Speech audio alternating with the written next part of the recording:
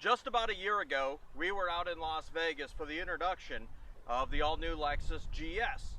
It's been about a year, and the take rate for Lexus customers has been very good.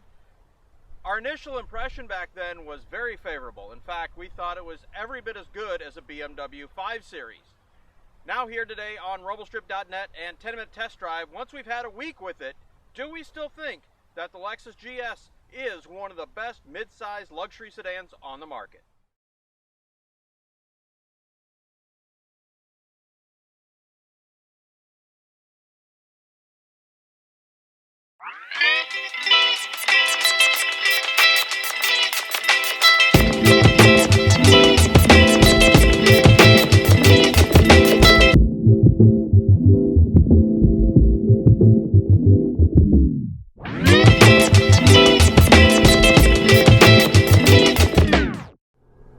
Well, as we said, it's been just about a year since we were out in Vegas to drive this car for the first time. We drove it around Las Vegas Motor Speedway and then out on the highway and some of the roads around Las Vegas. And we came away really impressed with the car, especially because Lexus had the E350 and a 535 BMW to compare this to back to back. What we're driving here is the F Sport. So this has a much higher level spec of suspension. It's adjustable. You have an Eco package, you have just a normal package, and then you have Sport and Sport Plus. And of course they will firm up suspension settings, sharpen shift points, change shift points. Can you feel the difference driving down the road? A little bit, especially in Sport Plus. If you're on some choppy pavement, you definitely can feel that it's firmer, but it's not an obnoxious ride.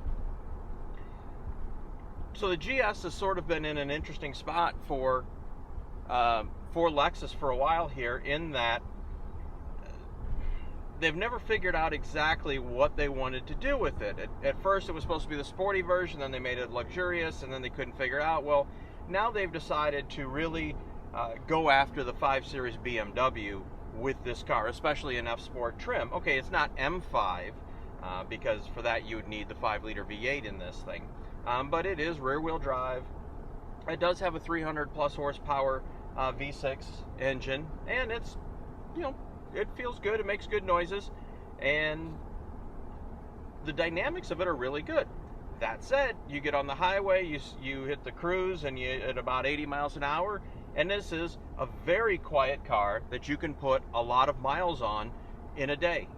This car would have no problem doing 500-600 miles in a day, and just swallowing it up with no worries.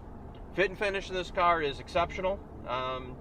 Lexus usually does a really good job with their fit and finish, and this is a good example. The quality of materials is nice all around.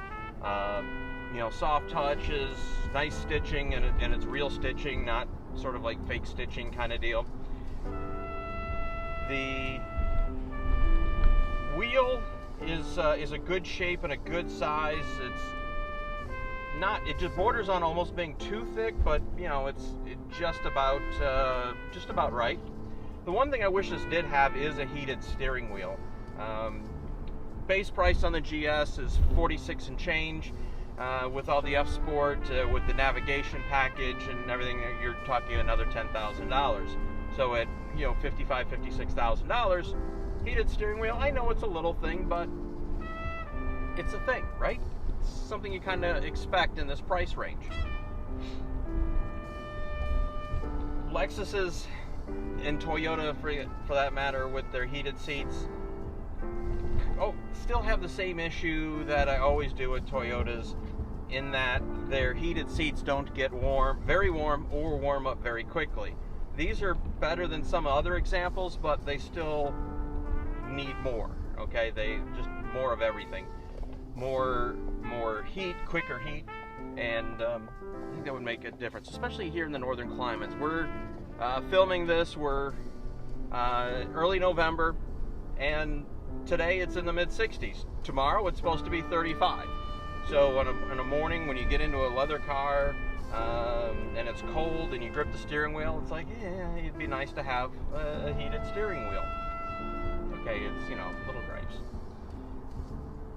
A couple other things too is the mouse interface that they use for dealing with this huge 12.3-inch display. You get used to it after a while, but it's not necessarily, I don't want to use the word intuitive, but you need to pay attention because there's not necessarily the detents or the tactile feel to know when you're going in between menus or tabs to give you a really good idea of what's next. They have their beeps and their bongs and their other noises to kind of tell you, but you still have to take your eyes off the road to make those adjustments, and that's, I don't know. There could be better ways of doing it than the mouse interface. I think what with Audi and BMW and some others have done with the knob and then pressing would be a much better solution for that than the mouse interface. It's, take that for what it's worth. One thing I do really have to say about this, and I'm usually very hard on any Toyota product, is the stereo, because usually they're lacking greatly. I have to say the stereo in this GS is really, really good. It's the first stereo in a Toyota that I've not only been happy with, but really impressed with. The quality of the audio, whether we were jacked in with an iPod or even with a Bluetooth connection, because now that you have higher levels of Bluetooth, and I won't get geeky with you, but Bluetooth audio used to be a little funky, especially playing higher quality music. Some specs have been updated. There's some standards for that spec have been updated, so it makes a bigger difference, and you definitely notice it here. It's actually quite good. You don't necessarily have to jack in with your iPod. You can stream via Bluetooth and be very happy with it. Overall, really like this car. It's comfortable to drive, as we said. It's put together well.